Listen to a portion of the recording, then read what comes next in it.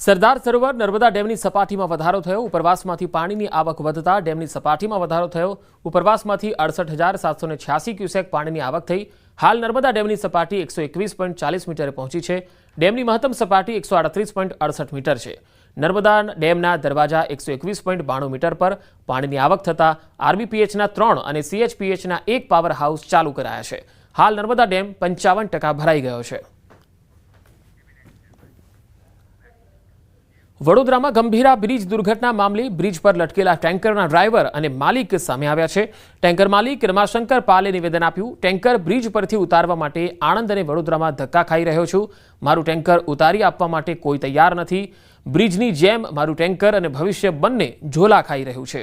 Tanker પર 40 લાખની loan લીધી છે। 85,000નો હપ્તો દર મહિને આવે છે। બ્રિજ તૂટી ગયો એમાં અમારો શું વાંક? વીમા કંપની કહે છે કે ટેન્કર નદીમાં પડ્યું હોત તો વીમાની રકમ મળી જાત। માલિકે ભારે હૈયે કહ્યું, કાં તો ટેન્કર કાઢી આપો અથવા નદીમાં પાડી આપો।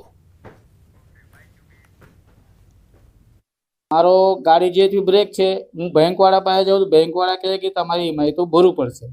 ઇન્સ્યોરન્સવાળા પાસે જાઉં તો ઇન્સ્યોરન્સવાળા એવું કે જ્યાં સુધી તમારી ગાડી નીચે પડે કે નહીં અને કંઈ થાય નહીં ત્યાં સુધી વીમો નહીં આપું।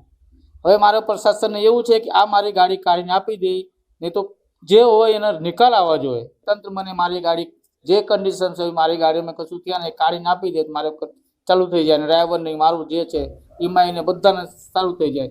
નહીં કાઢતા હોય તો નીચે પાડી દે તો મને વીમોને હું લડી લઈશ। રાજકોટમાં તહેવારો પહેલા તેલનો ખેલ। તહેવારો નજીક આવતા જ ભાવમાં તેજીનો માહોલ। એક મહિનામાં 55 થી માંડીને 110 રૂપિયા સુધી અલગ અલગ તેલના ભાવ વધી ગયા। સિંગ તેલમાં 70 રૂપિયા વધી ગયા, ડબ્બો 2470 રૂપિયા પર પહોંચી ગયો। કપાસિયામાં 110 રૂપિયા વધી ગયા અને ડબ્બો 2320 પર પહોંચી ગયો। પામ તેલમાં 55 રૂપિયા વધી ગયા અને પામ તેલનો ડબ્બાનો ભાવ 1970 પર પહોંચી ગયો। આમ તહેવારો નજીક આવ્યા એટલે તેલનો ખેલ શરૂ થઈ ગયો।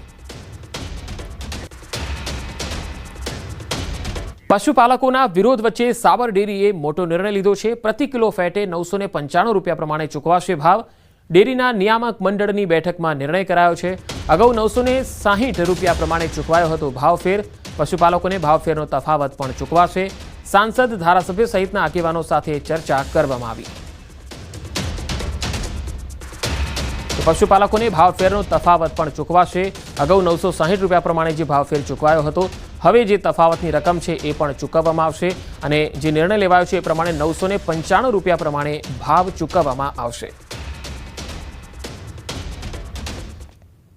995 પ્રમાણે જે 35 રૂપિયા બાકી છે એ પૈસા અમે ચૂકવવા માટે પ્રયત્ન કરીશું વહેલી તકે।